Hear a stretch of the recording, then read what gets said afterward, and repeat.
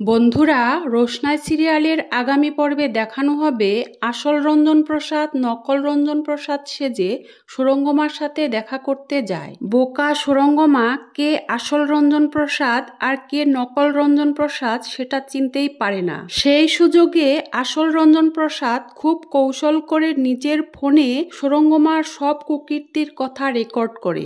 এরপর আদালতে ওই রেকর্ডিং প্লে করতেই সুরঙ্গমার কুকীর্তি ফাঁস হয়। কোর্টে উপস্থিত সবাই জানতে পারে রোশনাই সুরঙ্গমার মেয়ে। এরপর সেদিনের মতো কোর্ট স্থগিত হয়ে যায়। এরপর দেখায় কোর্ট থেকে বাইরে বেরিয়ে রঞ্জন প্রসাদকে বলে, তুমি তো সবকিছু প্রমাণ করেই ফেললে, এবার যাও মেয়েকে নিয়ে নতুন করে আবার নিজের নাম যশ এর অধিপতি তৈরি করো।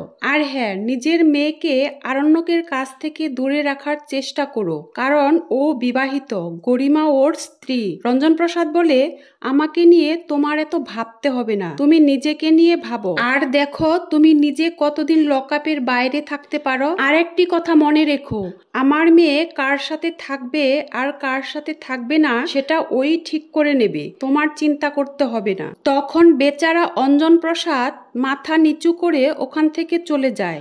আর ওই মুহূর্তে আরণ্যক সেখানে আসে। আরণ্যক রোশনাইকে বলে, কি হয়েছে এখানে রোশনাই? রোশনাই বলে, কি আর হবে, ওই তো আমাকে উনি বলে গেলেন আমি যেন আপনাকে ভুলে যাই, আর বাবা যেন আমাকে অন্য একটি ছেলের সাথে বিয়ে দিয়ে দেয়। কথাটা শুনে আরণ্যকের মন খারাপ হয়। আর রোশনাইয়ের বাবাকে বলে, ওনার কথায় আপনারা কিছু মনে করবেন না, ওনার কথায় কান দেবেন না, কারণ উনি একজন খারাপ মানুষ। এরপর আরণ্যক বলে, চলুন গুরুজি, আমি আপনাদের পৌঁছে দিয়ে আসি। রোশনাই বলে, স্যারজি এই নাটক আর কতদিন করবেন? আরণ্যক বলে, রোশনাই, এটা তোমার কাছে নাটক মনে হলেও আমার কাছে নাটক নয়। তুমি নাটক ভাবতেই পারো, সেটা তোমার ব্যাপার, আমার নয়।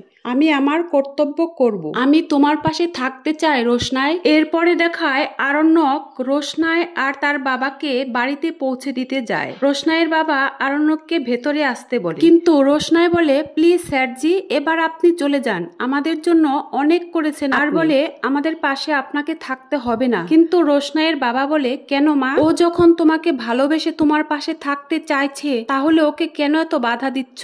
ওকে থাকতে দাও না। এরপর রোশনাইয়ের বাবা আরণ্যককে ভেতরে নিয়ে এসে সোফাতে বসায়, আর রোশনাইকে বলে, যাও মা, তুমি আমাদের জন্য চা করে নিয়ে এসো। রোশনাই তখন চা করতে যায়।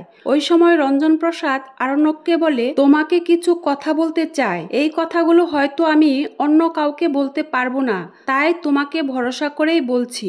আরণ্যক বলে, আঙ্কেল, আমাকে নিশ্চিন্তে ভরসা করে বলতে পারে, আমি আপনার কথার দাম রাখবো, আমাকে নিশ্চিন্তে বলুন। রঞ্জন প্রসাদ বলে, আমি জানি বাবা, তাই তো তোমাকেই বলছি। এরপর বলে, আমার মেয়ে রোশনাই, ওর জীবনটা শুরু থেকে এলোমেলো হয়ে গেছে, আর এর জন্য আমি নিজেই দায়ী। আমি তো ওর প্রতি কোনো দায়িত্ব কর্তব্য পালন করতে পারিনি, আর ও যার কাছে মানুষ হয়েছে সেও ওকে ছেড়ে খুব তাড়াতাড়ি এই পৃথিবী ছেড়ে চলে গেছে, আর আমি বা কতদিন বাঁচবো। যাই হোক, আমার যদি কিছু হয়ে যায় তুমি ওর হাত ছেড়ো না বাবা। ওই মুহূর্তে রোশনাই চা নিয়ে এসে কথাটা শুনে ফেলে। তখন রোশনাই বলে, বাবা তুমি কি বলছো? তোমার কিচ্ছু হবে না, তাছাড়া স্যারজি কি করে আমার হাত ধরবে? ওনার তো স্ত্রী আছে বাবা। রঞ্জন প্রসাদ বলে, আমি জানি মা, তবুও বলছি, আরণ্যক যদি গরিমার হাত ছেড়ে তোমার হাত ধরে তাহলে তোমরা দুজনেই সুখী হবে মা। রোশনাই বলে, প্লিজ বাবা, তুমি এসব কথা বলো না। রঞ্জন প্রসাদ তখন আরণ্যককে বলে, তুমি তাহলে আমার মেয়ের হাতটা বন্ধু হিসেবেই ধরে রেখো বাবা, আমি জানি আমার মেয়ে কারো সংসার ভাঙবে না। আরণ্যক বলে, আঙ্কেল, আপনি কেন এসব কথা বলছেন? আপনার কিচ্ছু হবে না, আর যদি কোনোদিন এমনটা হয়ও, আমি আপনাকে কথা দিলাম আমি রোশনাইয়ের হাত কোনোদিনও ছাড়বো না। তো বন্ধুরা, জমজমাট রোশনাই সিরিয়ালের আগামী পর্বে কি হতে চলেছে সেটা জানার জন্য অবশ্যই আমার সাথে থেকো পরের আপডেট পাওয়ার জন্য। ধন্যবাদ।